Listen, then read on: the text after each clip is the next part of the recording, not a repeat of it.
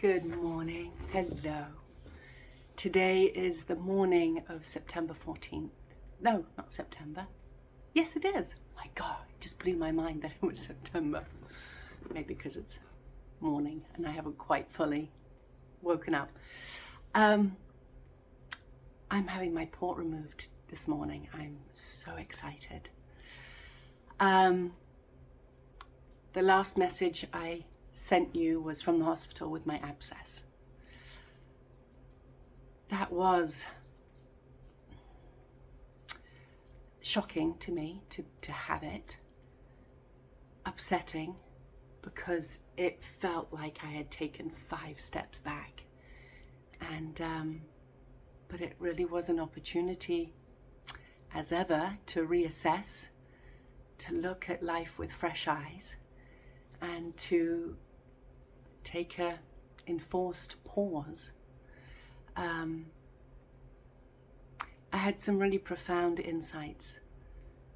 At one point when I was in the hospital, before I left, I was like, well, the hospital could take ages, so I grabbed my bag with my origami paper and I was like, well, you know, when I'm not sleeping, I don't enjoy watching TV in the hospitals. So I thought, well, I've got my phone, I can read, I've got my charger just in case, and I've got my origami hearts, so I can always make those and give that to the staff.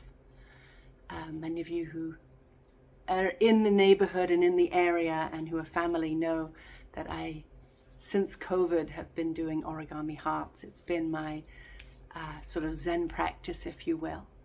And a dear friend of mine sent a box to me of paper with a little booklet of origami hearts, and I shared with her recently just how powerful that gift was. You know, it's amazing how we can do something for someone else and not fully know, maybe we never know, how impactful the gift we have given is to their lives. And I shared it with her, and I shared my gratitude, because it's given, during COVID, it was very much like, you've heard me speak of this, of I am going to be in a place of love. There is so much opposition, there is so much pointing fingers. I am not playing in this field. I am coming into love, and it really was such an important practice for me to stay in a place of compassion, and I've spoken about that in previous videos. And doing those hearts was so key and so important to me, and I made them into heart buntings, and I sent them to first friends, and I gifted them, and I sent them to all my extended family in Europe, and I sent them to friends in Europe, and because it, as much as the joy it gave me to make them, part of the journey was the joy that I witnessed when others received them. And it was so beautiful. And I saw how twofold it was. And I shared that with my friend, of just what a beautiful, beautiful gift it was to give me. And then giving me the opportunity to have it as an enriching practice for myself, and then giving it out into the world and seeing how much joy and love others received from receiving it and from having it in their homes. So it was so powerful. So once I had given it to all family and friends and local businesses and what have you, I started on my cancer journey, and I'd always wanted to give it to the hospitals, and now I was in it personally, and started giving it every time I was in for chemo. I would have envelopes with origami hearts in them, and I gave them out to the nurses. I gave them to my doctors. I gave them to the schedulers. I gave them to those who drew blood. I gave it to whoever however many I had, I gave them out, and they were so grateful, and it just lit them up, and it was so touching. So it was another layer to the cancer journey. So going into the emergency room, I brought it with me. And on the second day, I just had this realization of, how much have you rested today? The nurses come in frequently to check. The doctors come in to check, take you away, draw blood, have an ultrasound, all those other steps that are involved when you're in the hospital and checked in. And then I looked at the hearts and I was like, where have you been putting your energy?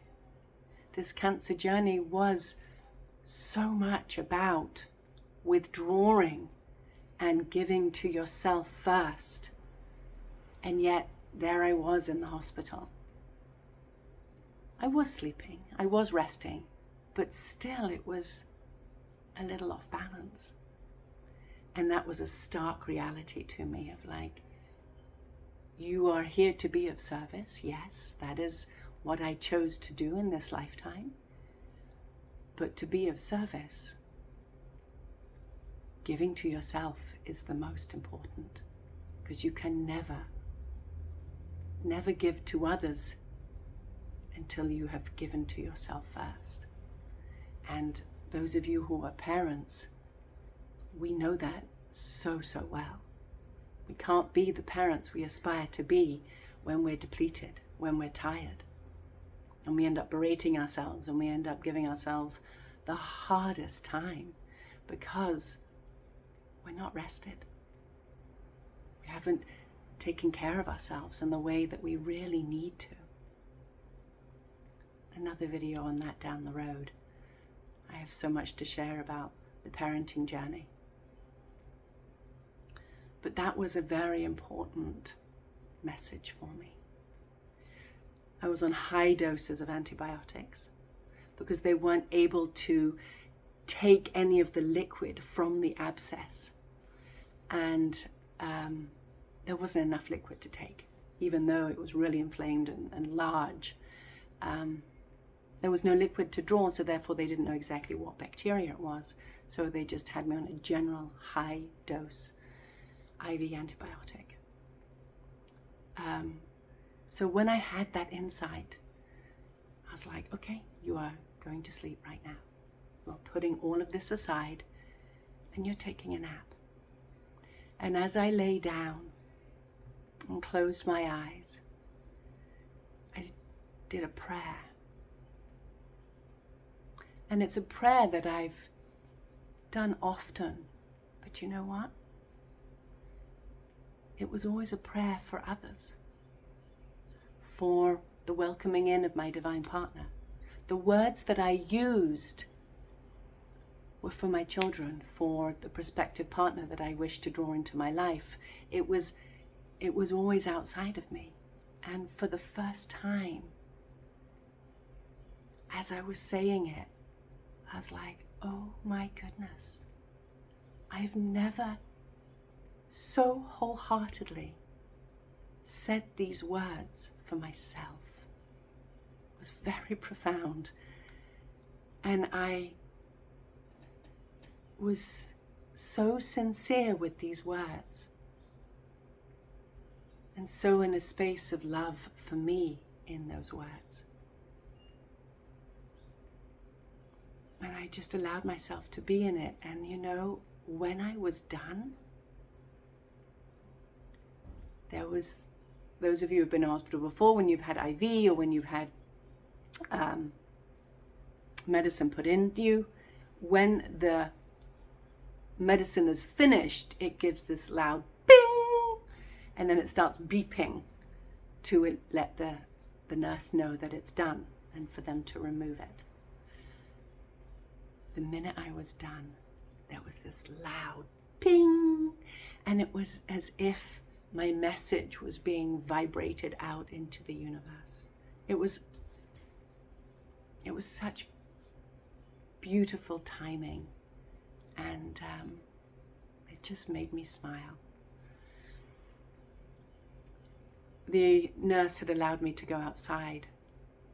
I said, I need to be outside. I've been inside for 2 days. I need to feel the sun on my face. I need to feel the wind on my face. I need to be outside this afternoon.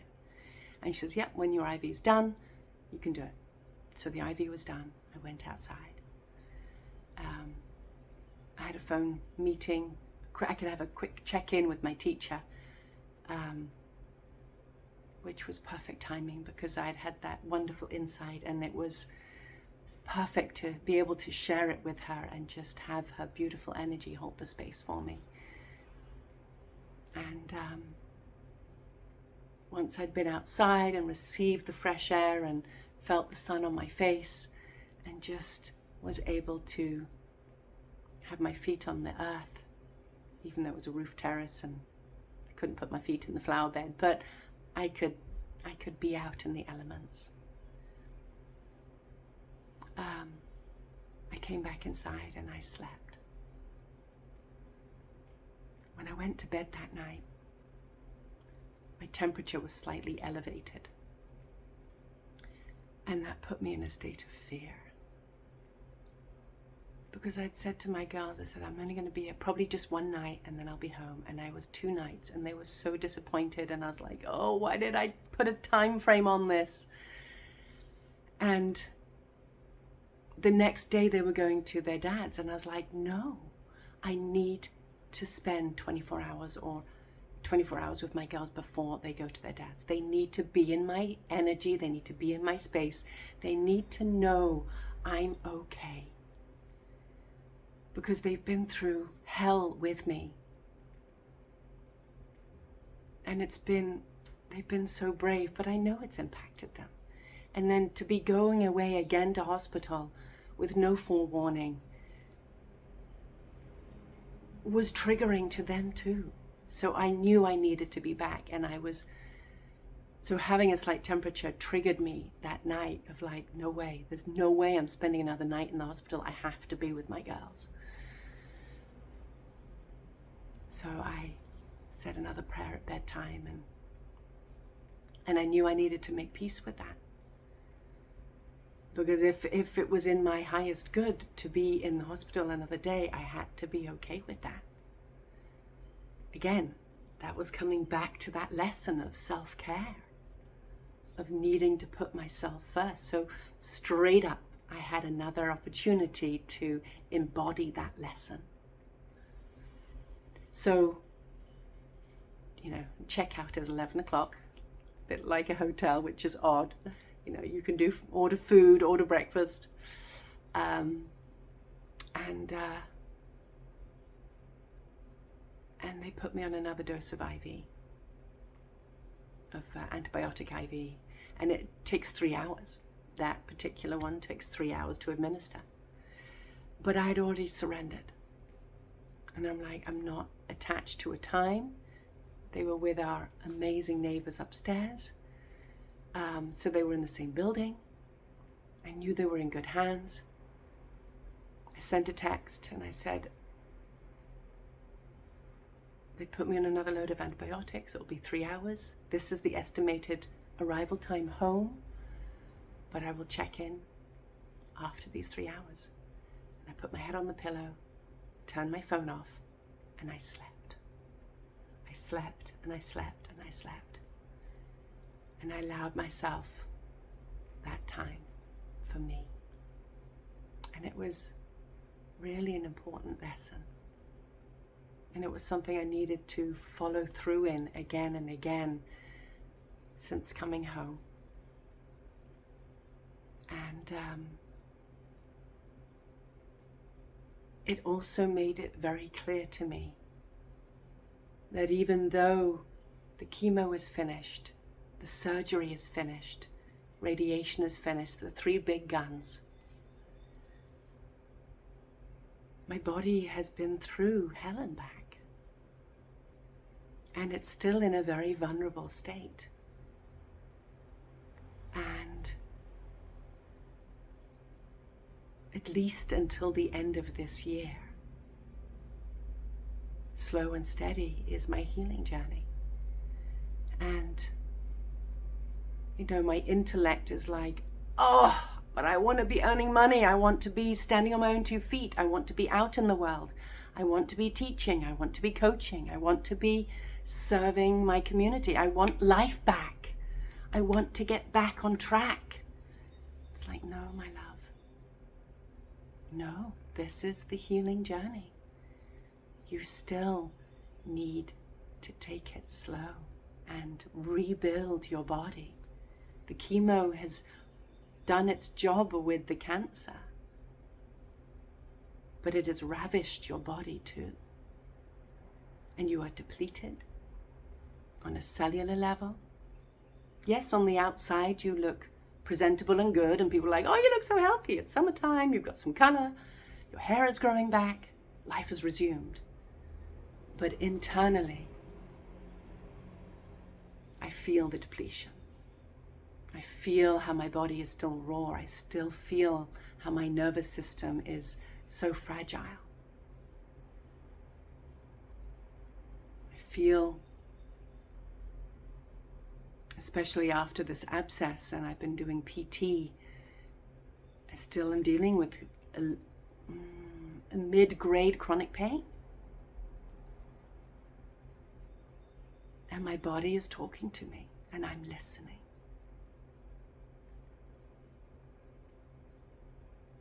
So thank you.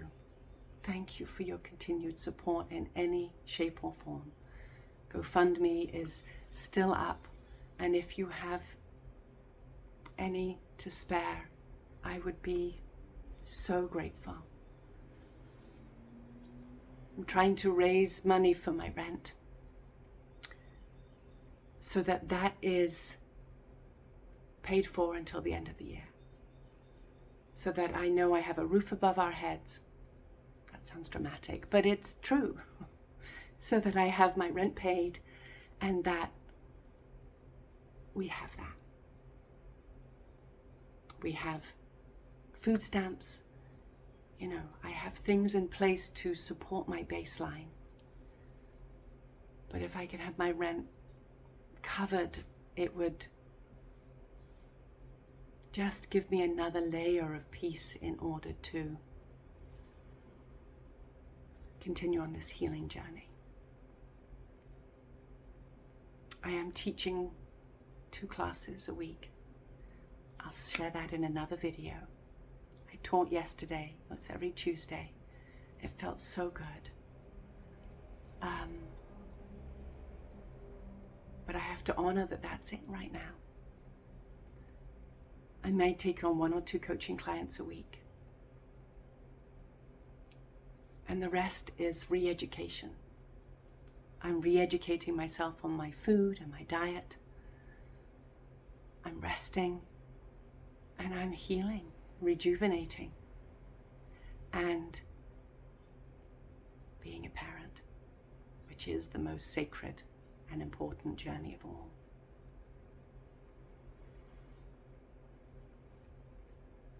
Thank you. I'm considering doing an online class. I have to reconfigure my home space to do it because things have changed here. So once I've set up, I still want to teach a by donation class and offer it out to you all, especially those who have supported me in all the ways that you have. And thank you. Thank you.